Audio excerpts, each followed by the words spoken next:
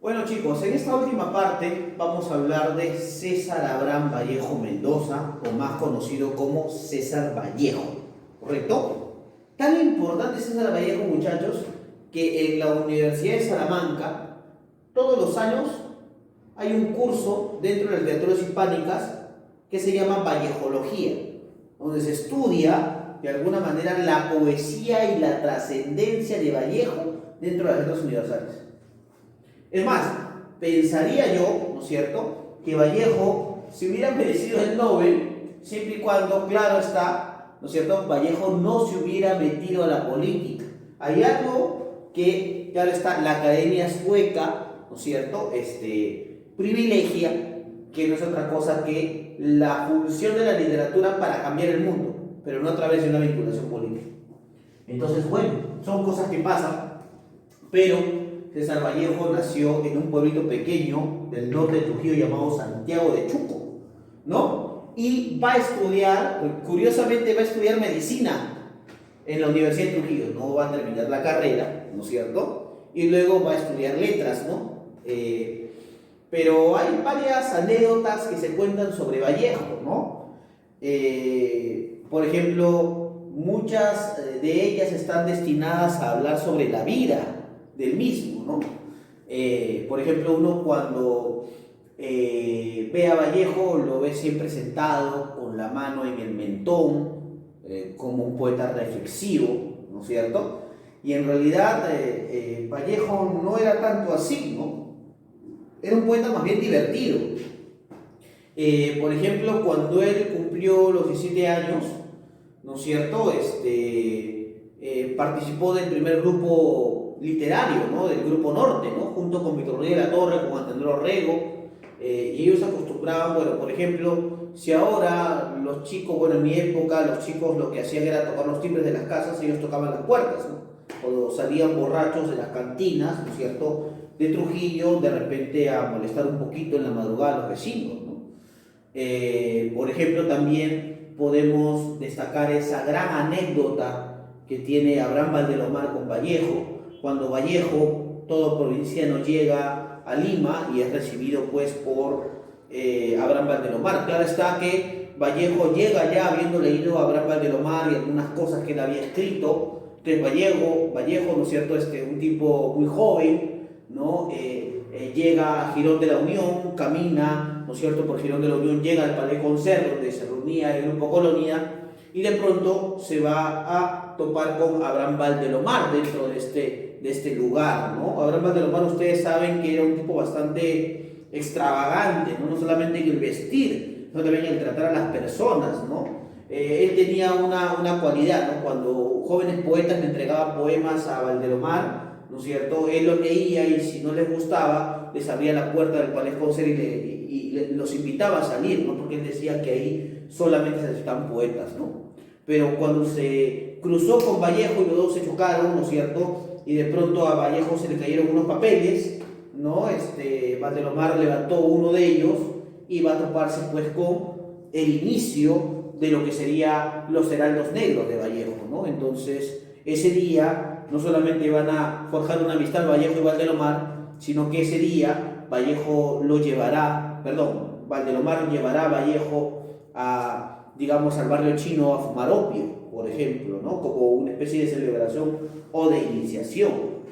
Otras anécdotas, por ejemplo, de Vallejo destacan cuando él estuvo en la cárcel, no pudo enterrar a su madre, no pudo estar en el velatorio de su madre, por ejemplo, algo que lo marcó mucho, porque a partir de eso va, digamos, a realizar los poemas de los heraldos negros, ¿no es cierto? Algo también que lo marca mucho es la religiosidad con que sus padres, ¿no es cierto?, establecían las reglas dentro de casa, la ausencia de su hermano Miguel, ¿no es cierto?, dentro de esta cena pascual, por ejemplo, ¿no? Digamos, su vida como profesor, digamos, una de esas anécdotas que cuenta Ciro Alegría, porque Ciro Alegría tuvo como profesor a Vallejo, es que Vallejo a veces llegaba tan trasnochado que simplemente les decía a sus alumnos que copiaran de tal página a tal página, que transcribieran y que eso iba a ser toda la clase de ese día, por ejemplo. Pero también hay anécdotas bastante tiernas, ¿no?, como la anécdota donde Vallejo dicen que no se puede sentar en un tranvía en Europa y tampoco puede bajarse del tranvía tan rápido porque son las únicas prendas que tiene para vestir, ¿no? Entonces, no es que sea tan fácil decir que uno vive en Europa y va a vivir bien, ¿no? A Vallejo le tocó una vida bastante dura, ¿no? Por eso se le configura como el poeta del dolor universal, por ejemplo, o el poeta del dolor metafísico. Y sus amigos lo llamaban el Cholo, por ejemplo, ¿no? Pero vamos a hablar de Vallejo, vamos a hablar de su poesía, vamos a hablar de las características de la poesía de Vallejo, ¿no es cierto? Vallejo, ¿no es cierto?, es simultáneo con el indigenismo. ¿Podemos decir que Vallejo es el primer poeta indigenista? Puede ser, puede entenderse como tal. O al menos es el primer poeta indigenista con proyección universal, ¿no? Ahí está. Aunque hay otros poetas indigenistas como Gamaliel Churata, por ejemplo, en el Peso Bravo, y que pertenece al grupo Copata, o como Efraín Miranda, ¿no? También. Ahora, asimila el vanguardismo europeo, claro, va a asimilar el vanguardismo europeo, sobre todo el surrealismo y el futurismo, ¿no?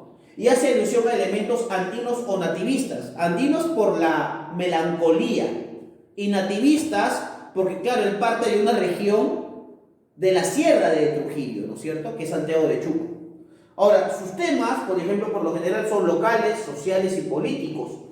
Y su poesía, chicos, presenta elementos nativistas y locales, ¿no? Otra de sus características, o otra de las características de la poesía de Vallejo es que tiene referencias bíblicas y cristianas. Ahora ustedes se preguntarán, pero ¿por qué? ¿Por qué tiene referencias bíblicas y cristianas? Porque su familia era muy católica, su familia era muy cristiana. Y es más, él llega a dudar de su propio credo cuando él es metido a la cárcel por participar dentro de esta visión comunista, ¿no? Y que estaba en contra de Leguía, lógicamente, y Leguía lo manda preso durante más o menos un año, ¿no? En ese año su madre fallece, su hermano se va de la casa, y eso le trae tanta nostalgia que definitivamente escribe Los Heraldos Negros, ¿no? Y sus temas serán el dolor, la pobreza y la solidaridad universal, ¿correcto? También esos temas va a abordar su poesía. Ahora, ¿por qué Vallejo es importante? Porque tiene 3 etapas, ¿correcto? 3 etapas de evolución poética, ¿no? Por ejemplo, tiene una etapa modernista, donde destacan los heraldos negros. ¿Por qué heraldos? Son los anunciantes, ¿no?, de la muerte, ¿no es cierto? Por eso llama a su primer poemario Los Heraldos Negros, ¿no? Tiene influencias de Rubén Darío. Es más, yo diría que es uno de los poemarios donde más se destaca la musicalidad, por ejemplo. Hay mucha música en estos poemarios, o en este poemario. Posee elementos nativistas, elementos locales, y sus temas son el dolor, la familia, la solidaridad y el amor, ¿no es cierto? Es más, como te decía, Los Heraldos Negros, él lo va a escribir, por ejemplo, ¿no es cierto?, cuando empieza a reflexionar sobre la ausencia, ¿no es cierto?, sobre la ausencia de ese lugar que ya no existe, ¿no? Por eso, por ejemplo, uno de los poemas que más destaca de este sector, ¿no es cierto?, modernista, es el primero, ¿no?, que da título a este poemario, Los Heraldos Negros. Hay golpes en la vida tan fuertes, yo no sé. Golpes como el odio de Dios, como si ante ellos la resaca de todos los sufridos se posara en el alma, yo no sé. Son pocos, pero son. Abren zanjas oscuras en el rostro más fiero y en el lomo más fuerte. ¿Serán tal vez los potros de bárbaros Atilas o los heraldos negros que nos manda la muerte? Son las caídas hondas de los gritos del alma, de una fe adorable que el destino blasfema. Esos golpes sangrientos son las crepitaciones de algún pan que en la puerta del horno se nos quema. Y el hombre, pobre, vuelve a los ojos como cuando por sobre el hombro nos llama una palmada. Vuelve a los ojos locos y todo lo vivido se emposa como un charco de culpa en la mirada. Hay golpes en la vida tan fuertes, yo no sé, ¿no? Ahí está. Ahora nos damos cuenta que en ese primer poema, por ejemplo, ¿no es cierto?, nos determinamos o de alguna manera se ve pues esa alusión, ¿no es cierto?, a elementos musicales, ¿no?, modernista. También tenemos el poemario vanguardista Trilce. Ahora, hay algo sobre Trilce, ¿no?, que hay que manifestar. Trilce es un poemario que no tiene título los poemas, ¿no? No tienen títulos, ¿no? Están divididos por números romanos, ¿ya? Y fue el primer poemario criticado por Clemente Palma, por ejemplo, el hijo de don Ricardo Palma, ¿no es cierto?, que dijo que con ese poemario Vallejo debería dedicarse a otra cosa, porque eran versos bastante poco entendibles, ¿no? O falto del manejo de la gramática. En realidad no, lo que hacía Vallejo era jugar con las palabras, ¿no? Los poemas no tienen títulos, hay un experimentalismo radical, hay un hermetismo, hay un choque importante, ¿no? Hay coloquialismos también, ¿no? Y presenta elementos autobiográficos, ¿no?, como la madre y la cárcel, ¿no? La muerte de la madre lo lleva a reflexionar mucho, ¿no?, sobre su vinculación poética, ¿no? Ahora, muchos dicen que Trilce es el nombre de dos adjetivos dentro de la poesía de Vallejo, ¿no?, triste y dulce. Pero también muchos dicen que la primera versión de Trilce iba a tener como título Cráneos de Bronce. Y para cambiar la portada de cada libro, ¿no es cierto?, porque Cráneos de Bronce le iba a servir, le iba a costar 3 libras, ¿no es cierto?, para cambiar la portada de los poemarios. Por ejemplo, acá tenemos el poema Intensidad y Altura. Quiero escribir, pero me sale espuma. Quiero decir muchísimo y me atollo. No hay cifra hablada que no sea suma. No hay pirámide escrita sin cogollo. Quiero escribir, pero me siento puma. Quiero laurearme, pero me escollo. No hay tos hablada que no llegue a la bruma. No hay Dios ni hijo de Dios sin desarrollo. Vámonos pues, por eso a comer hierba, carne de llanto, fruta de gemido. Nuestra alma melancólica en conserva. Vámonos, estoy herido. Vámonos a beber lo ya bebido. Vámonos, cuervo, a fecundar tu cuerva, dice, ¿no? ¿Te das cuenta? Tu cuervo, cuerva, ¿no?, juega con las palabras, ¿no? Instaura un nuevo idioma, ¿no? Algo que hasta el momento nadie había hecho, a excepción, ¿no es cierto?, de José María Eguren, ¿no? Y su vinculación política, esta vinculación es su vinculación comunista, ¿no es cierto? Como ya sabemos, en esta época el capitalismo había afectado la condición de los poetas. Y claro está que para defenderse de esta vinculación capitalista, estos poetas, como por ejemplo Vallejo, no solamente eran poetas que escribían, sino también que se comprometían socialmente con la causa. O sea, eran poetas comunistas, ¿correcto? Y en este caso, estos poemas ya los va a escribir, o estos poemas los va a escribir en Francia. Poemas humanos, que alude al tiempo como espacio del dolor, y posee referencias bíblicas, ¿no?, como el dolor, pobreza, la solidaridad. Por ejemplo, dentro de poemas humanos vamos a encontrar, ¿no es cierto?, el poema famoso Piedra Negra sobre Piedra Blanca, donde él anuncia su muerte. Él dice: me moriré en París con aguacero, un día del cual tengo ya el recuerdo. Me moriré en París y no me corro, tal vez un jueves como hoy de otoño.